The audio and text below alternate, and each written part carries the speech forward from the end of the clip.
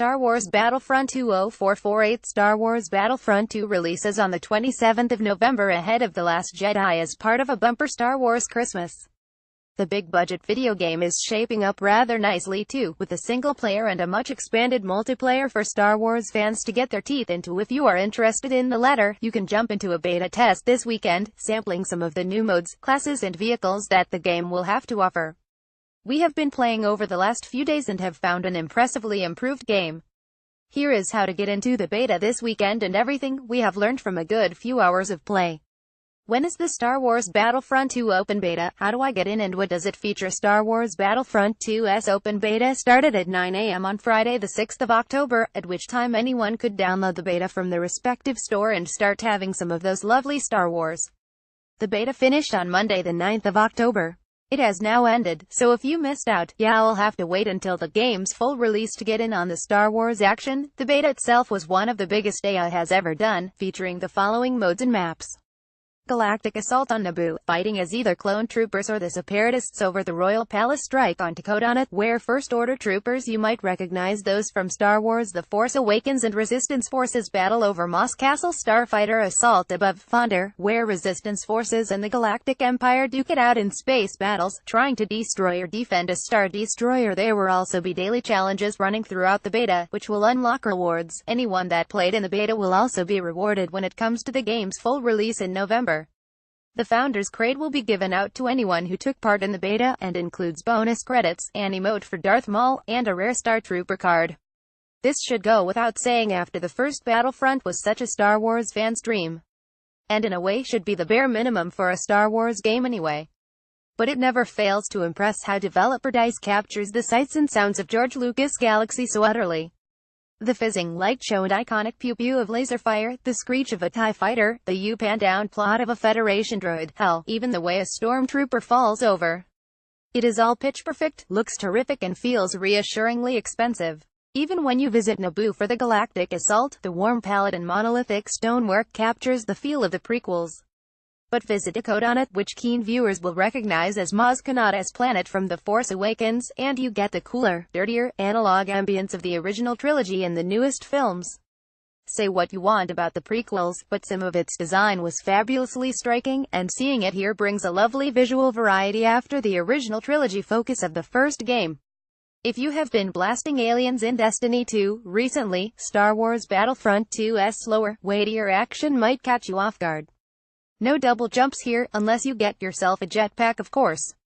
But once you adjust, the combat gives off a fierce, down-in-the-trenches feel as the battle goes back and forth.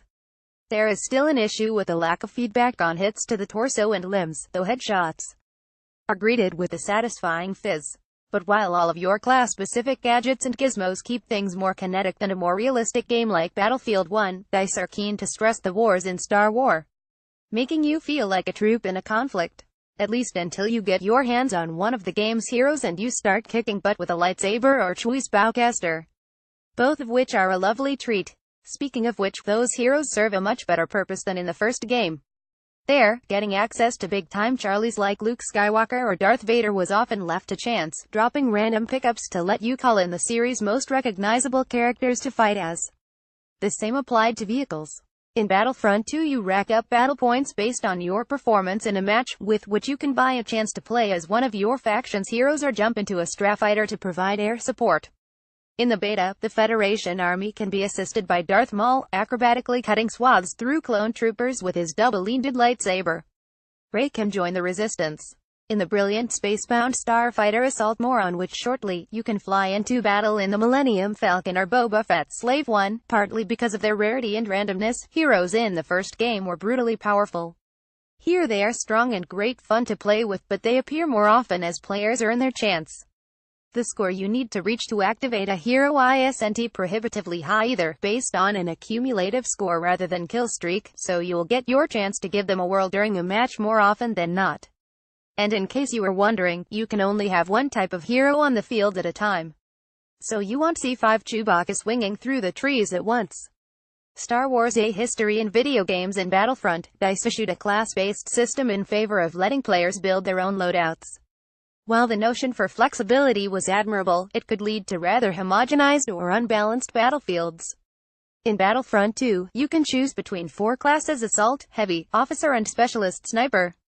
Far from being a restriction, this brings both variety and structure to the fight, with players able to inhabit and understand their role during a scuffle. Class-specific gadgetry really helps here. The Specialists can tag enemies with thermal goggles. Heavies can activate a shield. Officers can give nearby teammates a buff, along with a clearer squad system that gives you bonuses for sticking with a small selection of teammates. The class system brings a much welcome team dynamic to Battlefront 2. And that is important to the type of games you will be playing. Strike is a splendid fast-paced 16-player skirmish. In the beta, this takes place on Takodana, with the Republic defending Moss Castle as the First Order try to steal an artifact. The real eye-catching new mode, however, is the 40-player Galactic Assault. This mode is an extrapolation of the first game's standout battle, Walker Assault, in which the rebels fought to take down Imperial AT-ATs trying to destroy the shields on Hoth in a sprawling battle. This time there are multiple versions of that kind of thing, with epoch hoanthros between teams inspired by various battles across the series' history. In the beta, this takes place on Naboo and the royal city of Theed, with the Federation looking to bust into the palace with a hulking transport. The Republic's clone army, meanwhile, must look to destroy it by finding and firing off ion disruptors. If the transport is destroyed, the Republic wins. But if the Federation make it to the palace, the clone army must retreat to defend the doorways in Phase 2 and try to wipe out all of the Federation's reinforcements, and finally the throne room in Phase 3. It is the type of sprawling battle you will have seen in Battlefield's Conquest mode or the upcoming Call of Duty WW2's War. But it's hard to deny the allure of playing in these epic scraps across the galaxy. The Naboo map shows it off nicely, with a need for teamwork enhanced by those classes. There is a smart depression of scale too, with a tactical, open battle starting out in the streets of Theed before a breathless, close-quarters scrap for the throne room at the finale. The full game is promising a whole selection of these assaults across all eras of the series, from Kashyyyk to Hoth to Jakku, and it is in that range that Star Wars Battlefront 2 will hope to find its longevity. If the beta is anything to go by, it is looking in good shape. Space battles in the first game were decent but limited. Battlefront 2 looks to be putting a lot more vim into the dogfighting. Developed by racing game Supremos Criterion, the effort and skill put into the beta's Starfighter Assault is clear to see. As the Rebel Alliance, you must attack an Imperial Starfleet first by taking down carriers, before targeting various shield generators and power couplings. On the Empire side, of course, it's all about defense. It is zippy and involved, getting involved in thrilling airbound chases and dodging locked missiles. It recalls the timeless excellence of the Rogue Squadron series in a multiplayer setting. I can think of few higher compliments. If there is a selection of battles as good as this one, Criterion's dogfighting could steal the show. Star Wars Battlefront 2, where to buy? Because of course there are not ones to turn down. The latest gaming fad and loot crates, random prize boxes inspired by the likes of Overwatch, are very much en vogue.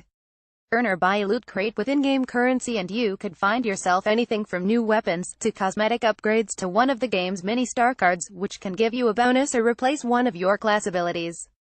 While cosmetic stuff is fine and dandy, giving out game modifiers in these crates always feels like a questionable feature. Particularly when the game fully launches and real money microtransactions start to loom. We've got more on that in our Star Wars Battlefront 2 guide. Time will tell if the loot crate economy has a particularly negative impact. It would be a shame if it did, because Star Wars Battlefront 2 is shaping up to be a marked improvement on its predecessor. It has taken the core strengths of its combat and design, while taking on board criticisms about its variety and longevity. It is a cliché for a video game sequel by now, of course, but a bigger, better Battlefront sounds like a fine thing indeed.